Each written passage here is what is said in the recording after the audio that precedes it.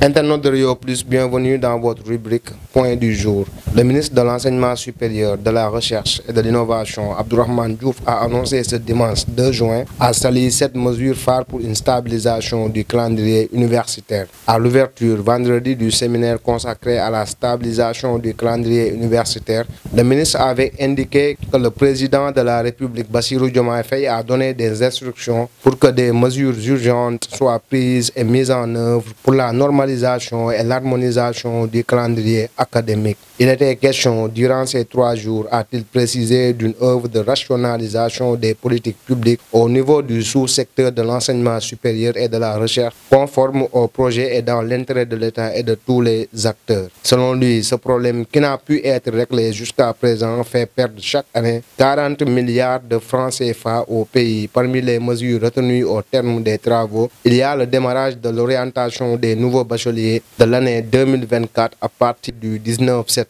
et sa clôture le 15 octobre. À présent, le président du Conseil d'observation des règles d'éthique et de déontologie correcte salue la libération des journalistes Pape Moussa Touré, directeur de publication du journal La Tribune, et Mohamed Gaye, directeur de publication du quotidien. Les 2 journalistes ont été convoqués suite à leurs articles ayant trait à l'affectation du général Souleymane Kandé à New Delhi. Pour Mamadou Thior, pour moins que ça, sous le régime de Macky Sall, les journalistes étaient envoyés en prison. Invité de l'émission Jury du dimanche, il n'a pas manqué de rappeler les postures adéquates pour traiter l'information militaire. Par contre, Mamadou Thior, également formateur au CESTI, appelle les autorités à traduire les journalistes devant le correct plutôt que de passer par les tribunaux. Le verdict est tombé. L'activiste réputé proche du camp de Macky Sall, Bah Diakhaté, ainsi que l'imam Ahmed Tidiane Ndao ont été condamnés à 3 mois de prison ferme par le juge du tribunal de grande instance de Dakar ce lundi 3 juin 2024. Ils devront également payer chacun une amende de 100 000 francs CFA. Leurs avocats ont décidé d'interjeter appel. À noter que le juge a relaxé les 2 accusés du délit d'offense envers une personne exerçant les prérogatives présidentielles avant de les reconnaître coupables du délit de diffusion de fausses nouvelles. Et puis à l'international, la ministre de l'Intégration africaine et des Affaires étrangères,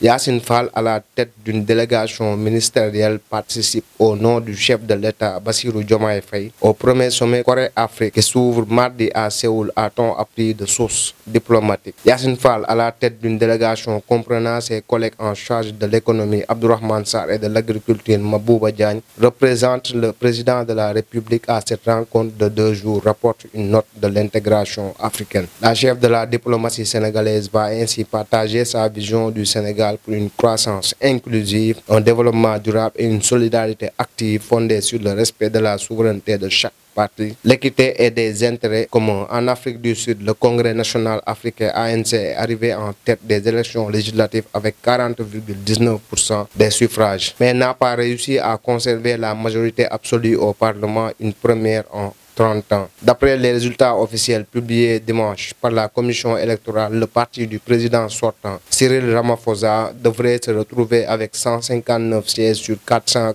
contre l'Assemblée nationale sud-africaine. Le parti de Nelson Mandela est suivi par l'Alliance démocratique avec 21,8% et la formation politique dissidente, le MK, de l'ancien président Jacob Zuma avec 14,58%.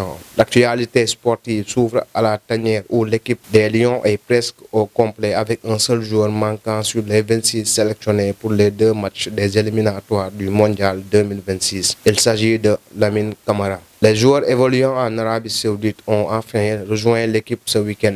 Parmi eux, le défenseur et capitaine Kalidou Koulibaly d'Al Hilal, l'attaquant Sadio Mané d'Al Nasser et le gardien Edouard Mendy d'Al Ahly. Koulibaly et Mané ont récemment disputé la finale de la Coupe du Roi d'Arabie Saoudite où Koulibaly, malgré son exclusion en cours du match, a mené son équipe à la victoire contre celle de Sadio Mané. Edouard Mendy a été le premier à rejoindre le groupe, suivi par Koulibaly et Mané. Habib Diallo, autre joueur évoluant en Arabie Saoudite, était déjà présent, permettant au sélectionneur Aliou Cissé de poursuivre les préparations avec plus de sérénité. Lamine Camara, qui joue pour le FC Metz, est attendu dans les prochaines heures. En basket, Karim Mané, né au Sénégal et naturalisé canadien, est autorisé à jouer pour l'équipe nationale du Sénégal après une décision exceptionnelle de la Fédération internationale de basketball. L'annonce a été faite dimanche 2 juin 2024 par la Fédération sénégalaise de basketball dans un communiqué à la suite des pourparlers entre le joueur et le staff qui avait manifesté son désir de jouer pour le Sénégal. Une procédure administrative a été introduite par la Fédération sénégalaise de basketball auprès de la FIBA. Évoluant au poste de meneur, Karim Mané avait joué pour l'équipe nationale du Canada contre celle du Sénégal lors des championnats du monde U19 en Grèce en 2019.